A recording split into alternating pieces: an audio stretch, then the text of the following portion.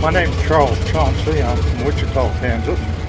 I went in January of '43 and got my wings in April of '44. Okay. Then went into B-17 school and then into 29s. This is the first time that I've heard her since the engine changes. Gee, it just sounds like power, and it's beautiful.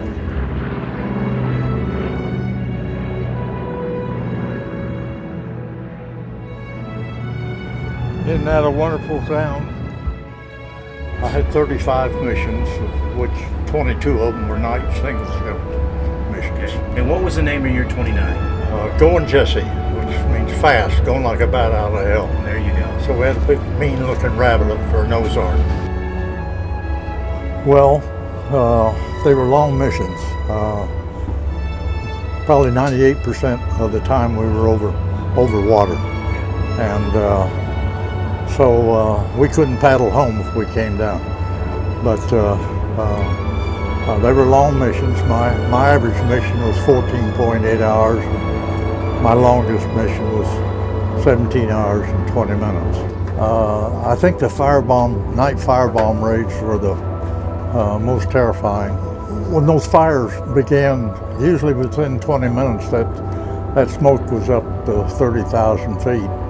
And all these updrafts and downdrafts that were in them was very severe, just like a thunderstorm. I'm going to say a size 6 thunderstorm. We cracked a wing bolt in one of those, and they actually had 29s that came apart in them.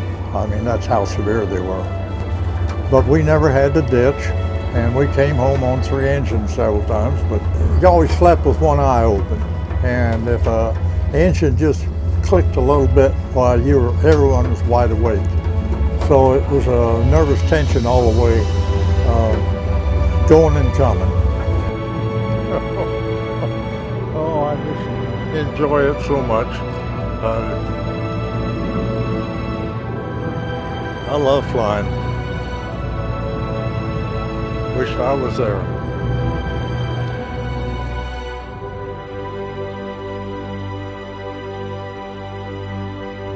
Folks, first of all, we thank you very much for doing this. This helps support not only FIFI to keep this particular airplane flying, but also the commemorative Air Force as a whole. Oh, one of my friends are good friends are in Wichita that paid for my flight. And yeah, I haven't been in the back end to see how it's all set up.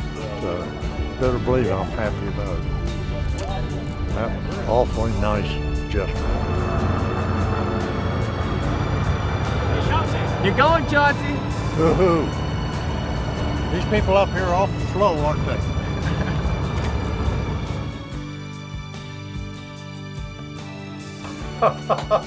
They've reconfigured it back here. During wartime, the radar operator sat right here, and there was a baffle up here, and our restroom facility was off to our left here, and you went through a door. On our crew, the last guy that used it had to clean it.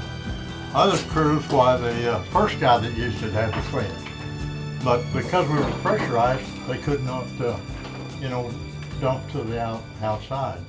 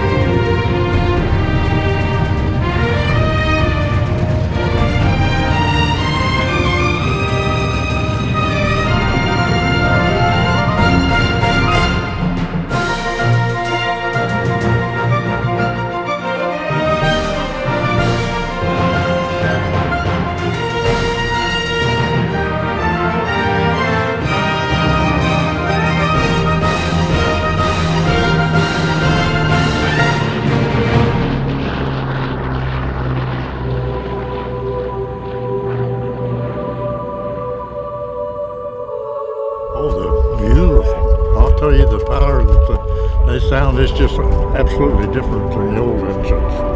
And this just exudes with power.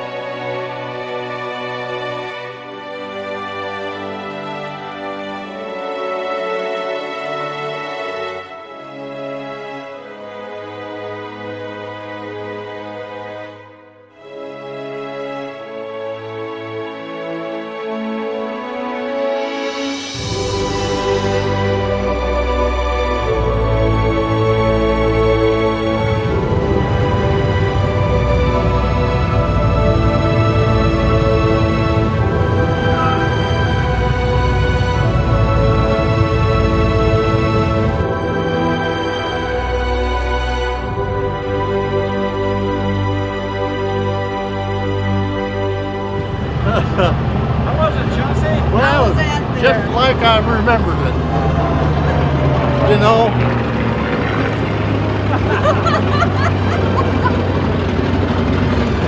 I don't know what to say, but flying it with somebody that actually flew it and looking over at him and seeing the smile on his face and just getting a little glimpse of what he went through and the rest of the guys went through for our freedom, that's pretty humbling. it was a wonderful experience to have gone through, and it was a great experience, and met some mighty fine fellows. I definitely think it's a flying museum, and people should come out and see it and participate in it if they're financially able to. And, you know, it was the biggest bomber of World War II, but it played a real important part of our history. But it's just the way I remembered the last time I flew back there. So it was great. It was great.